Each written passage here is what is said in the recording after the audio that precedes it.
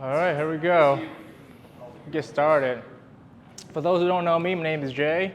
I'm the founder of a physiotherapy clinic called PhysioX. We're out there in Needham, about like 8 minutes away, about traffic. So we're a nervous system-based physiotherapy clinic, and we really cater more towards people with like persistent nagging type issues. So a hip pain that's kind of been around for years, on and off, that hasn't really gone away, or things that last for over three months to a couple years, sometimes even a decade. Now, physical therapy as a whole profession, pretty good about treating more acute injuries. Like if you twisted your ankle last week, they can take care of you pretty well. They get the swelling down, they get your mobility back, and off you go. But what happens when you have a pain that kind of came out of nowhere and you didn't like fall or anything, it just started to happen in the back, right? So those are the type of issues that we start to look at. And when we look at these issues, the one thing that we look at that I don't think any other clinic's looking at is just the power of the nervous system and how that affects everything. Which is why we're bringing this whole entire topic around the foot, because the nervous system and the foot is closely linked together. So let's put a situation of when the nervous system come into play for more chronic issues. Let's say like 10 years ago, you're running on a trail and then you twisted your ankle, right? So the nervous system's job is to help us survive, is to help us stay upright, look forward so we can walk. So when that happens, the nervous system calls like a meeting. It's kind of like this, right? We have like the ankle, we have the shoulder, we have the rib cage, we have the pelvis. They all come together, and the nervous system goes, hey, ankle's hurt, so we might want to give him a break. So hips, I want you to kind of raise up a little bit. The hip goes, yeah, I'm gonna do that. And then the nervous system go, well, that doesn't look quite right. Shoulder, can you do something? It's like, yeah, I could do this. Yeah, rib cage, can you come around as well? Good. All right, still doesn't look right. So head, can you tilt yourself back to the center? Perfect. And this is how we limp, right? It's a strategy that's made by the nervous system for us to survive. Now, a couple of weeks go by, the foot heals, but you might still hold on to about 10% of that limp, unbeknownst to you. And what do? Years go by, you pick up CrossFit, you go into the gym, you start training. Now, when you do a squat, maybe you're not going to squat all straight up and down. You might have to just move over a little bit to the left, because you're still trying to protect that ankle maybe that you hurt 10 years ago, unbeknownst to you. And then you do that, and then you run. And now when you run, now you're still favoring that right side, right? And somewhere down the road, you develop some hip issues. It's like, ooh. And another meeting comes on. The nervous system comes around. It's like, okay, what's going on? And the hips say, yo, I'm tired of this shit. I've been like doing the work for this ankle for the last 3 years. Like, I need some help. So the nervous system goes, well, all right, I think we can get something for you. Let's see. Low back, what you doing? It's like, yo, I'm chilling. I can help. So the low back goes, yeah, I can like do this and twist. And now, a couple years down the line, we have back pain that came out of nowhere, and this person walks through a door. So that's essentially how we look at the whole body. It is just a collection of these different meetings the nervous system has to host in order for us to survive. Now, why are we talking about the foot? Because it's the first thing that touches the physical environment. If the way that we interact with the ground is off-kiltered, that have an effect through our entire body into our entire chain. I'm just gonna take off my socks so y'all can see my feet. Yeah, we good, bro. We good. Make sure I cut my toenails once in a while for y'all. All right. So I want to get all of us pretty much moving for most of this so you guys can experience what the feet does. All right? So let's get to it. Everyone just take off your shoes, take off your socks. I want to make the most use of this 45 minutes. Trying to catch some feet. Make some money off Feet Finder. Who here does like a lot of stuff with feet, by the way? Yeah? What's your background? I saw that. I saw that. Anyone else? Yeah?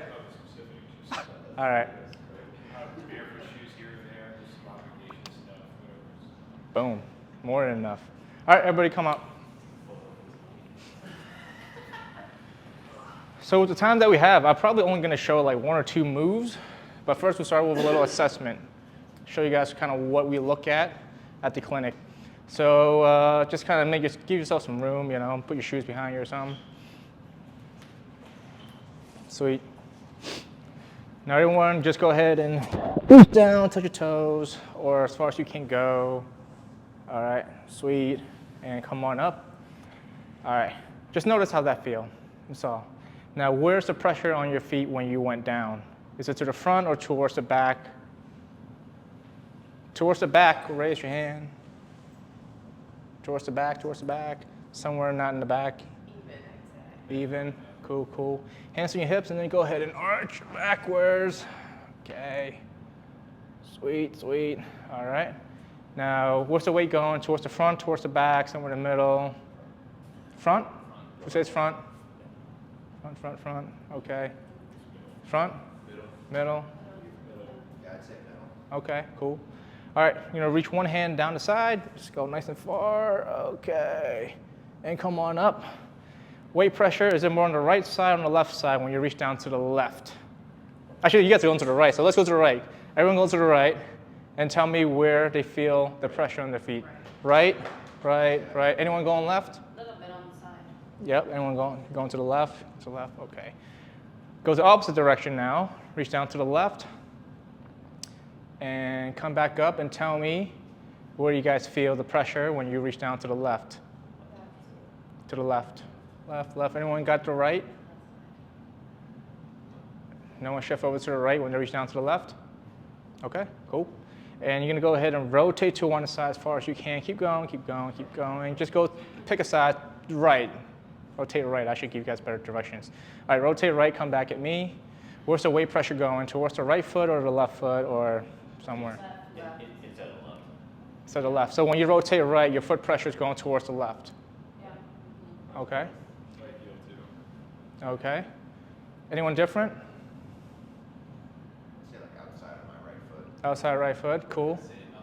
Outside right foot, good. Well, actually, yeah. All right. Yeah, I'd say both. Okay, rotate to the other side. Rotate to your left. And come back. How does that feel? Where's the weight going? Towards the right or the left? Outside. Outside the left? Yeah. Anyone outside the left? Both? That makes sense. 4 foot heel. Yeah. Okay. It kind of depends on how far you twist. All the way. Well, yeah, I know, but like this way, if you twist all the way, and this way, feel more restricted. So Yeah, you're restricted on that way. a little bit, yeah. You're restricted on the left, okay? Just kind of keep that in mind. If you guys just kind of keep that in mind, if you're restricted one way versus the other, or you feel one pattern that feels worse than the other, all right? I can't do an assessment on everyone, but I want to just see if we do some moves if you guys feel differently. All right, you guys gonna go ahead and give me a squat? Damn, I got some good squats, except for Bill. Yeah, go down, cool. All right, how's that feel for you guys? How's the squat feel for you guys? Do you guys feel restriction somewhere? Who feels something, or are you guys feeling smooth as hell? Restricted where? No, I'm good. No, you're good. Oh, okay, you just want to say you're good. I'm super restricted. Where? Everywhere. Everywhere? I'm sore as hell for this.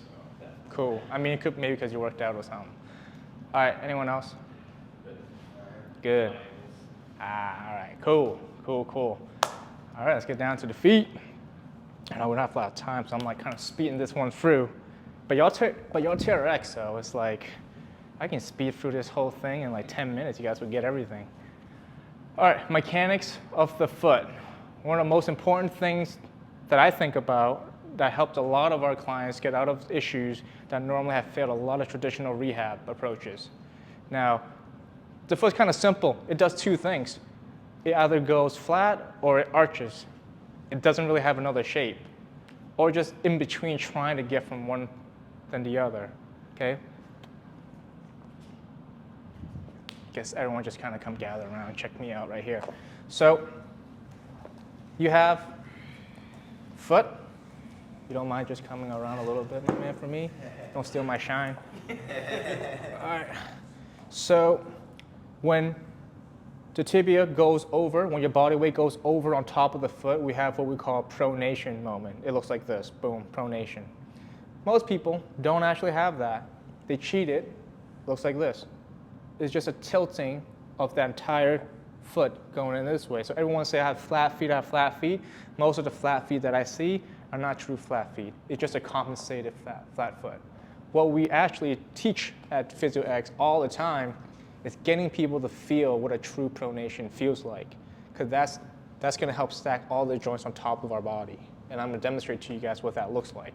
So mechanically, for a foot to go forward, this calcaneus has to plantar flex. It needs to tip downward and evert a little bit, okay? And very important, it has to do this. If it doesn't do this, this have no chance to go and do this. This is a spreading out of the foot. And when this all happens, there is a tibial internal rotation that happens right here. And we're gonna follow this tibial internal rotation all the way up through the entire chain in bilateral stance and unilateral stance, and let you guys see what kind of shape it produces once we're in here, and what's the implication for training, for rehab, for pain, and all of that, okay? So this is pretty much it. And when we come back this way with the shin coming behind, then we get a supination motion. But we need that 3 points of contact. We need the big toe joint, little toe joint, and the heel the entire way. Boom, boom, boom. This is essentially how we absorb force onto the ground and push. And why do I always start with pronation? Well, pronation is sort of the stretch reflex mechanism of the body, right? If I want to work on my bicep, well, if I bring it down to a full stretch, it will reflexively contract. It's much easier to make that bicep contract. And if you want to build an arch, but you can't experience pronation, you can't build an arch. You can try doing those short foot exercises all day. You might just end up clawing your toes to get that, but that's not really how you train an arch. Train a muscle, put it into a full length, and it would have no choice but to contract, okay? So that we understand the mechanics of the foot so far. Now we talk about what it looks like. So, in a gait cycle, if I plant my heel down, as I drive my knee over on top of my foot, my calcaneus would drop down, and then I would flatten my arch right here. But watch the sequence of events that happens through the entire body.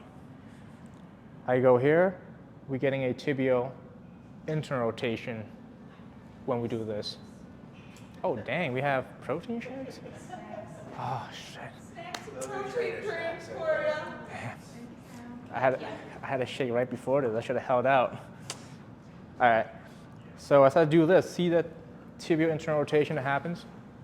Now, one of the biggest misconceptions is that the knee should go straight.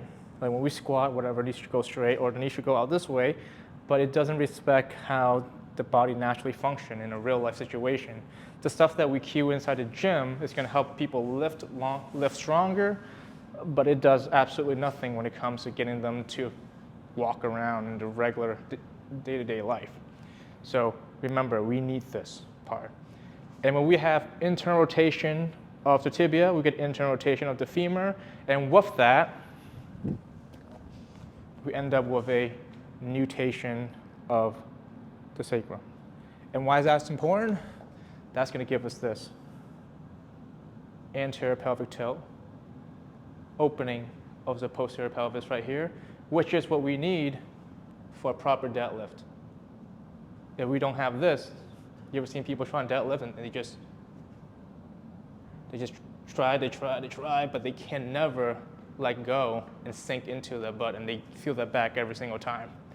So can we get someone to pronate to open up the glutes?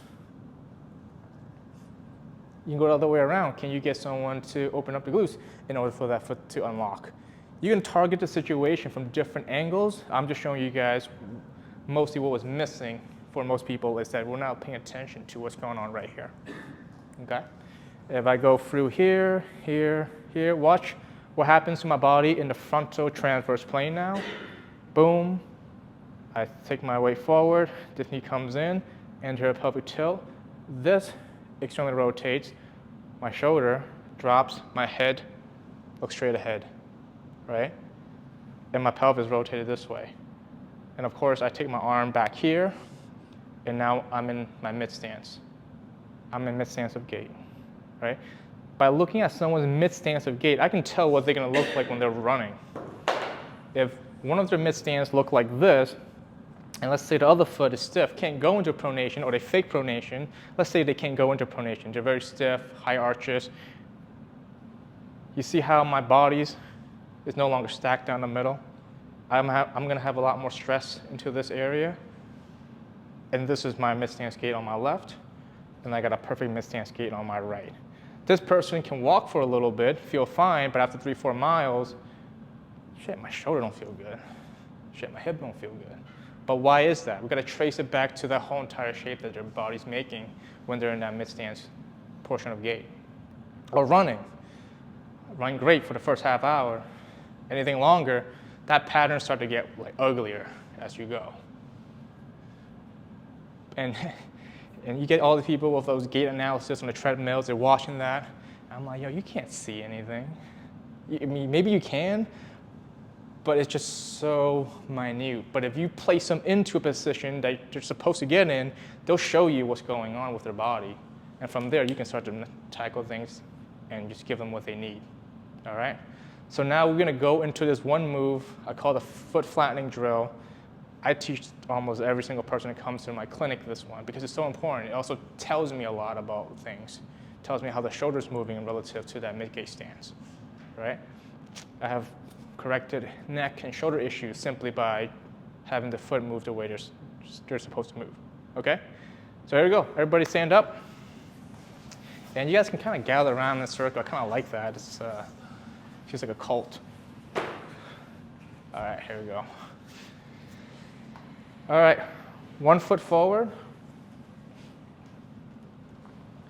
And all I want you to do is straight ahead, and I just want you to go ahead and let your knee come forward and let it go where it goes. Don't try to make it straight, just let it go where it wants to go.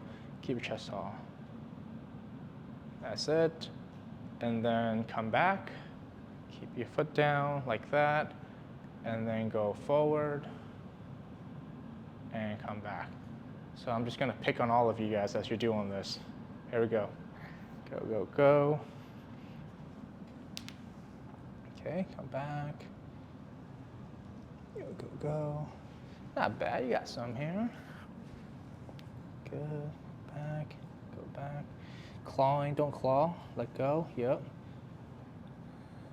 Got it.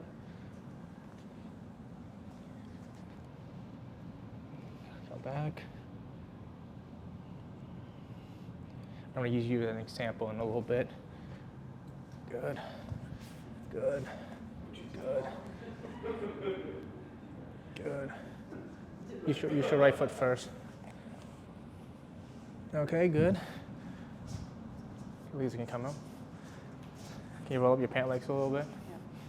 So I just want to see what a foot that doesn't pronate looks like. All right, there we go. So we can show everyone your feet. No cameras. Yeah. Go ahead and just go ahead and drift your knee forward. You see how there's really no movement happening at that foot? What do you feel in your body when you're here? Well, I feel like I have to bring this foot. You can let that foot come up, it's fine. Right, so there's really no pronation happening in that foot. I feel on the outside of the ankle. Yeah, you feel an outside of the ankle because all the force is being knocked to the outside, so that makes sense. Let's see what happens when you go on to the left.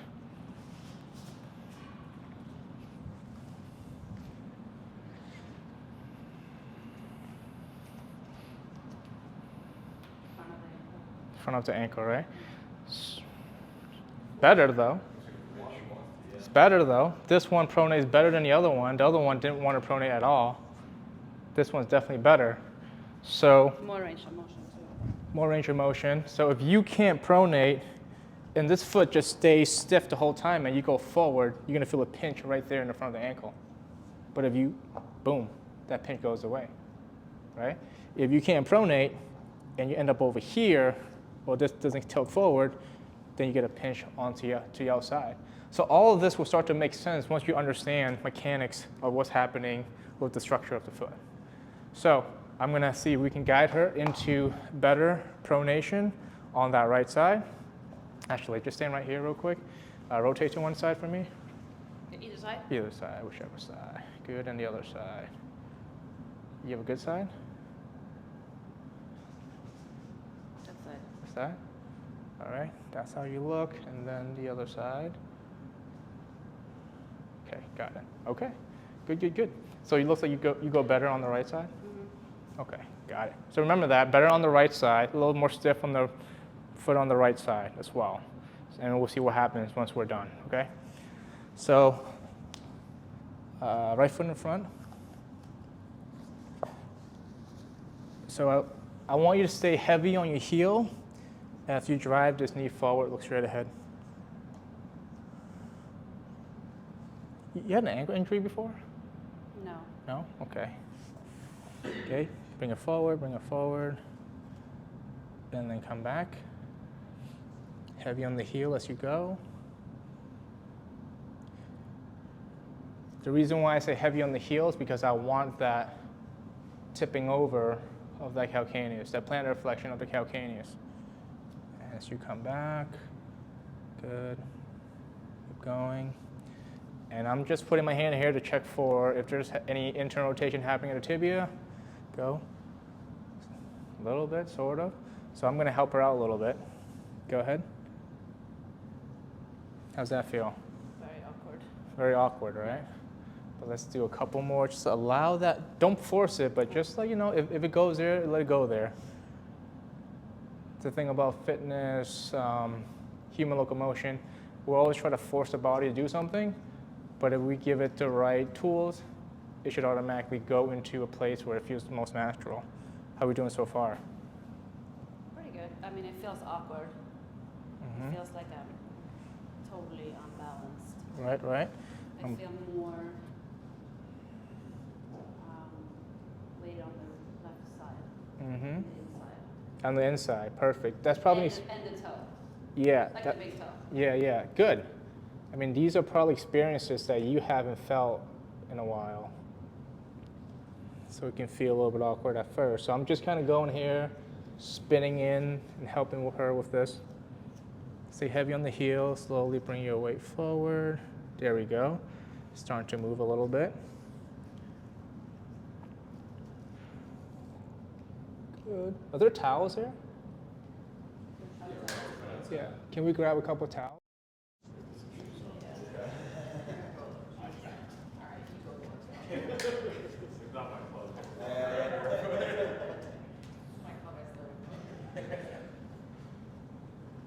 Is it cool if this side where you can see the light from the window come in more, it's better? Oh, yeah? Yeah. So sometimes when we need some help getting someone to pronate better, that calcaneus doesn't tip over, we put a little wedge here.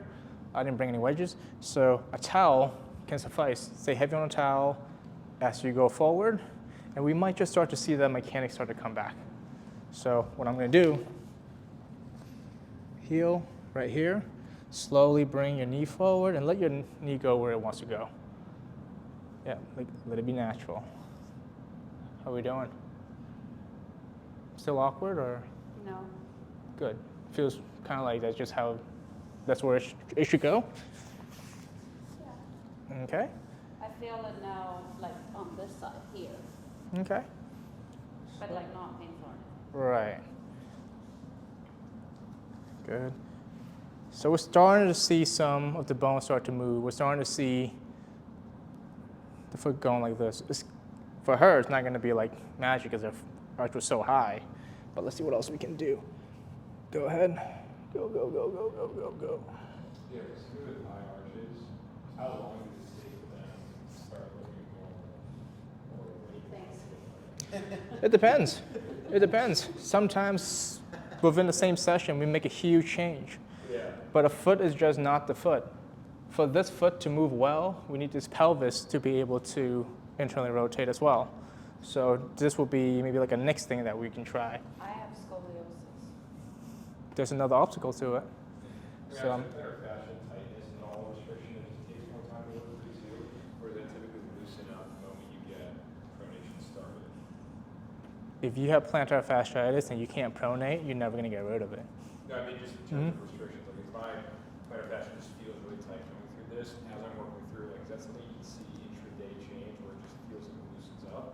Or Oh, does yeah. that typically take a few weeks? It could be really fast. Okay. It could be really fast if you could get the right mechanics going. So I just put a little towel here to get a little bit more of the forefoot to move. That's all it is. I'm gonna put a little towel right here. Let's just see what happens. Go ahead and bring the knee forward. There we go.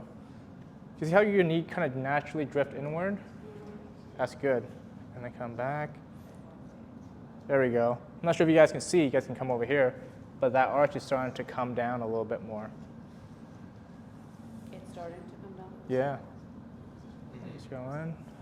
Right, and come back.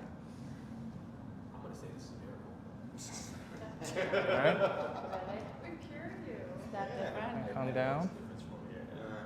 I Right, mean, it's I can start to feel this. It's very, like, feels different. feels different, right?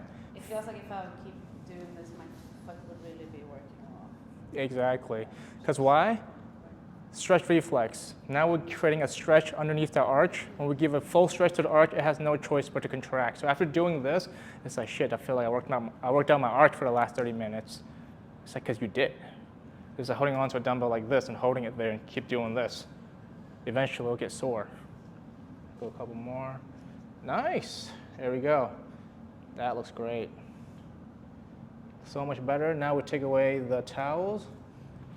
And then try it again, stay heavy on the heel, and there you go, it's still there, right? So that movement's coming back, and her knee's coming in now, it's no longer going straight, because this is how naturally we're supposed to function with that knee. It's supposed to swivel in.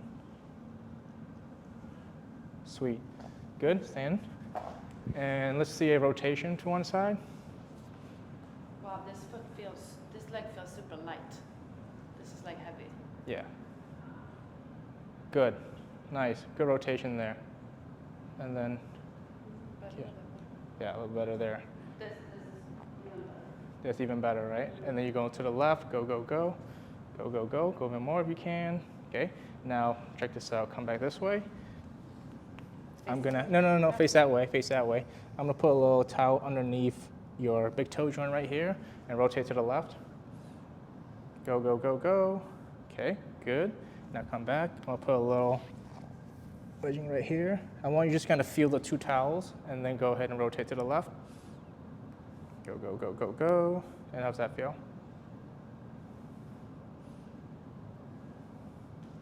I don't know. Okay, all right, bring it, it's all good. And bring it up.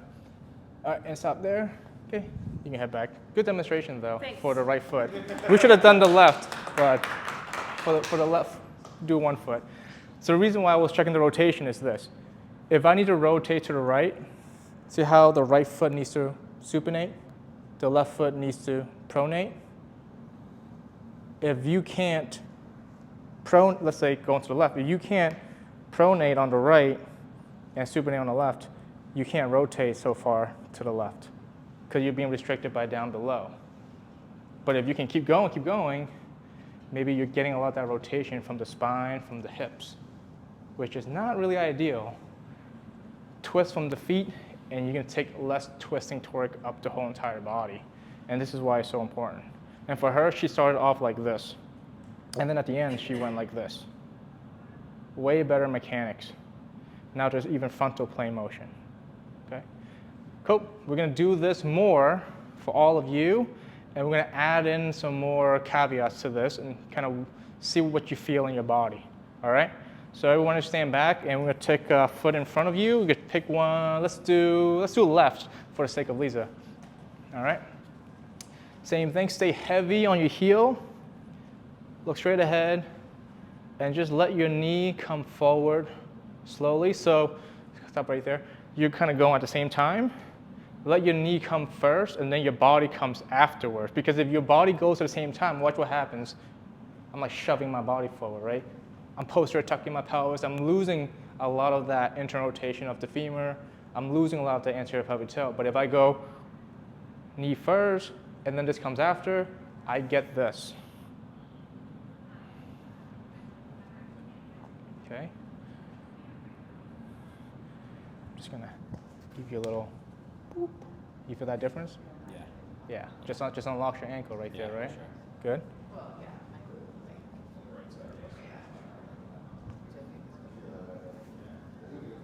Boom. You feel that difference there? Do it again.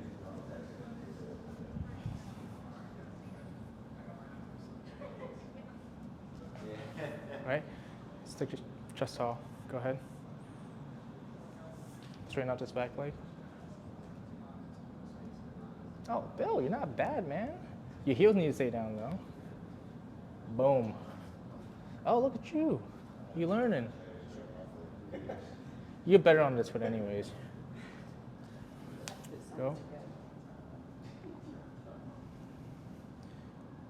Your heel's coming off. Stay heavy.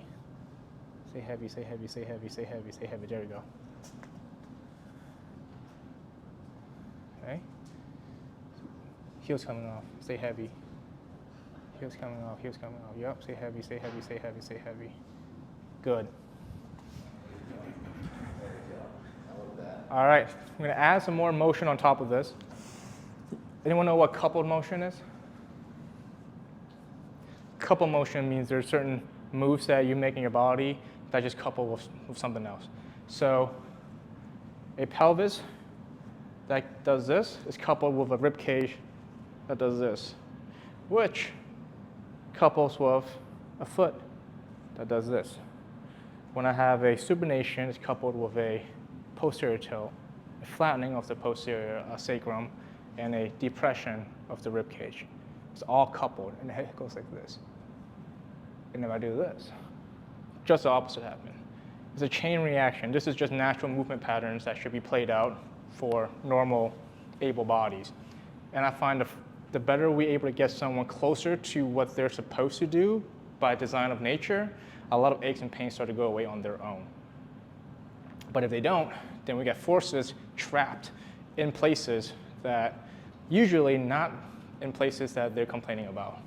So I don't know where I was going with that. But anyways, coupled motions. We're going to use our rib cage to help us feel different in our pelvis and our feet. Okay? So if I take this right foot and I bring it forward, what I'm going to do, I want to raise this rib cage up by doing this. I'm going to just go ahead and reach up, inhale. But make sure when you're doing this, bring your rib cage forward as you go. Damn, Dean, what's going on? Damn, dude, struggling. All right. Good, so as you do this, you feel your pelvis kind of rotate downward. Yeah. Yep, bring your sternum a little more forward. Good, and come back. So think of it like a stomach stretch. When you're going through, I want you to feel a stretch right into your stomach. And you might find that if you do this well, your foot will go into a better pronation state. Versus if you don't and you're kind of tucked in, it's hard for that foot to move. So inhale as you go. I'll walk around. See, when you do this, this makes the pelvis go this way. Mm-hmm. Yeah, but keep your, don't do this. Line yourself up, don't go back. So it's more like literally up. Yeah, stomach stretch, you will get a bit of a, yo, you're looking way better, bro. Ever since you unzipped the vest, you're like different, man. It's too restrictive. Chest up. There we go. Good. That was beautiful. That. I would turn a little bit more in this way, if you can allow that. Bring that knee forward. Good, good. Come over here. Good example, good example. So take, face this way, take one foot in front, bring that knee forward, and then raise. See, I have C raises. We get this anterior tilt. It's perfect. That's what we want to see, all right? And the other side. It's a toe spreader, it helps. Bring the knee forward. Did this on the ground up? This one's not as good, so come back. This one, you're kind of like going like this. Well, this is my better foot. There you go. So on the left is not your, so your right's your better foot. What's going on with the left side? Well, I'm a runner and a jumper, so I just jump off my right leg. My left is my weak leg. Ah, okay. Yeah, it shows a little bit. I know. So bring your left knee forward. Don't let your chest go behind your hips. And just keep it in front of you. And go. There we go. That's different here. Keep the heel down. Boom. There you go. Good. And then come back and do a feel like that. So slowly bring your knee forward. There we go. Good. Nice. And you can go back. And go back there.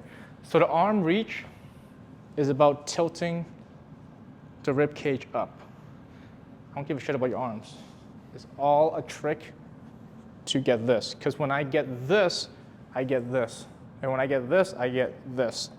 And when I get all of this, two big muscles that we're gonna have access to that a lot of people are gonna have a tough time. VMO, glute max. Because when there's internal rotation right here, coupled with an opening of the pelvis, as the ribs come up, we're putting the VMO in a big loaded position. If we're here, we're gonna miss the VMO. We're gonna hit like, lateral quads, IT band, whatever. Someone with any kind of knee issue, you want that VMO to come on. Glutes for back, big extensors, find a way to get them to turn on. So now we're gonna take, breathing through this, we're gonna take a lot of the stuff we just did for the foot and see if we can start to feel a shit ton of work in our glutes without having to squeeze any of that. And when you understand that in your body, understand that concept, you can take that concept and apply it to every single exercise that you do. Squats, deadlift, split squats, what you name anything. Fix the foot, get the pelvis in the right shape. Your client's gonna be like, dude, I never felt my glutes work like this, ever. Okay? So, let's do the right side. So right here, you're gonna bring your knee forward, let that pronation movement happen, chest tall, reach up, okay? Keep your rib cage the same. Now, here's the fun part. You're gonna go ahead and hinge back, but don't let your knee come back. Hinge back at your hips. Look straight ahead. Hinge back at your hips, right? So right now, you're in that massive internal rotation moment at that hip. That. And your glutes firing up, right? Oh yeah. Glutes firing up. Oh man. Boom. This is where I'm Am I doing wrong? So come over here, we'll correct it. You feel like glutes just fall. So this would be good because a lot of clients will not feel it, not because they can't, probably just not getting the right coaching done. So let's go straight ahead. So go ahead, bring your knee forward, raise arm up. So see, when she raises her arm up, nothing happens at her rib cage. So go back down. So the arm is not about the arm is about rib cage elevation. Not a lot of rib cage elevation. Bring it down. Bring your body weight forward a little bit more. There you go. This heel can come up a little bit more. Bring it over. Bring it over a little bit more. Is that okay for you? Yeah. So when you're here, your pelvis kind of like tips down a little bit. You feel that? Now go ahead and raise your arm. Look up. Good. Is that okay? Yeah. Perfect. And from here, keep everything where it is. And just hinge back without your knee going. There we go. Yep, look straight ahead. Look straight, look straight, look straight. Yep. Right here. Okay. And we'll do it again. and stay right there. Keep that weight right on this foot here. Is there a lot of weight on this leg? No. But good, perfect. Stay right here, stay right here. How we doing? Starting to feel it more. Okay. You can look straight ahead. Stay heavy on this heel. There you go. Yeah, kicking more. Yeah. Heel contact, very important. You miss heel contact, miss pronation, nothing else matters after that. I mean, you still can get a little bit, but definitely the heel is going to be huge. Okay, come on up. Good. So for you, it's probably the weight shift from the very beginning. So let's check it out. So bring the right foot forward. And you're going to go ahead and bring this knee. Keep the weight on the heel. There we go. Keep going. Keep going. Keep going. Keep going. Still feel pretty good on your heel here? Yeah. Perfect. Okay. Go ahead and raise the arm up. Good. You okay here? Yeah. Stay loosey-goosey on your pelvis. Sometimes I tell people to breathe through the butthole because they tend to tighten shit up. And when you do that, you don't get access to the glute. Go ahead and just hinge back right here. Good. Stay right here. Good. Yeah, that's better. Yeah. I think breathing through the butthole helps. Helps all the time. And you look at your clients, you kind of know which person got tight buttholes. So you can go back there. Huge, tight butthole, huge. What you just did here was an internal rotation moment at the femur, which cranks open this part right here, which is your, right here. Clench, like that. You can't open, you can't pronate, nothing happens for you. Boom. See, the mechanics of the foot affects all the way up over here, right into the glute.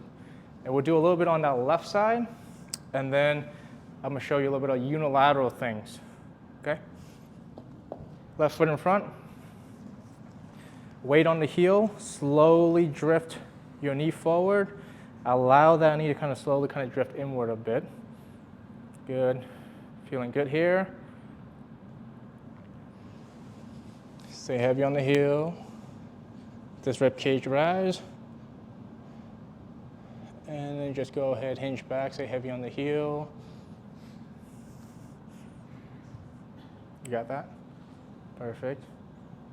Looks like you got that. Maybe bend this knee over a little bit here. Who got the glutes? Oh yeah, definitely. Yesterday was Bulgarian day. 6 hours it hurts. What's up? I did Bulgarians yesterday. That's exactly what makes it hurt. Hey, I know what you do every day, bro. Yeah, that's how I do I it. watch your shit every day. I'm like, yo, Dean's fucking doing booty again. I was like, where you get those gold pants, man? I'm jealous. Just for clients. Love it, man. All right, so there you go. And how do you apply this? Your deadlift, right? You can coach. If you're deadlifting, instead of pushing things out, allow knees to come in a little bit. Because that's going to get a little more pronation. That's going to create a little more internal rotation. That's going to open up that glute a little bit, right? There's a limit, though. You don't want to be like, right here, and then come back. And then you're going to see clients who do this. They just, woo. They don't have pronation. They're just rolling the entire foot inward. That's different. Those are the people that think they have flat feet, but they don't. They just don't, the bones just don't even know how to dissociate from each other. And that's where this drill can be very helpful.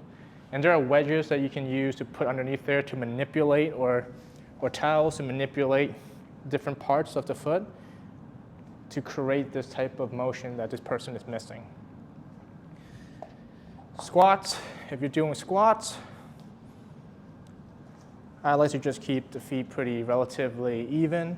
I mean, if someone's really tight in the pelvis, let them do what they need to do to be comfortable.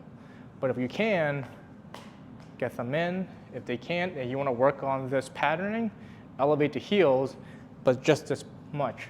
So you could tip that calcaneus forward to create some more pronation moment in the body. So these are all like little tricks that you can use. Just this little, Now as I squat, now I'm getting some internal rotation of the calcaneus and some plantar flexion of the calcaneus. Split squats, huge. If I do a split squat, a lot of people want to coach the knee going straight. I let the knee go wherever it wants to go. So if I'm going split squat, you see how there is this internal rotation here? I'm opening up my glutes a lot more. There's going to be this little bit of frontal plane motion. And I'm totally cool with that because frontal plane is important for when we walk. When we walk, you ever seen like runway models? It's just tilts, just rotations. We're not like this. So when we train split squats, lunges, and whatever we do, allow the body to go into those natural patterns. Unless they want to just build freakishly like large, strong legs, and then just do what makes more mechanical advantage. That's like your power lifters. But most of you guys training aren't really power lifters, I assume. So if we do a split squat, I go here, I stay heavy on my heel, and as I go down, I just allow my knee to go where it wants to go. So you guys can kind of give that a try.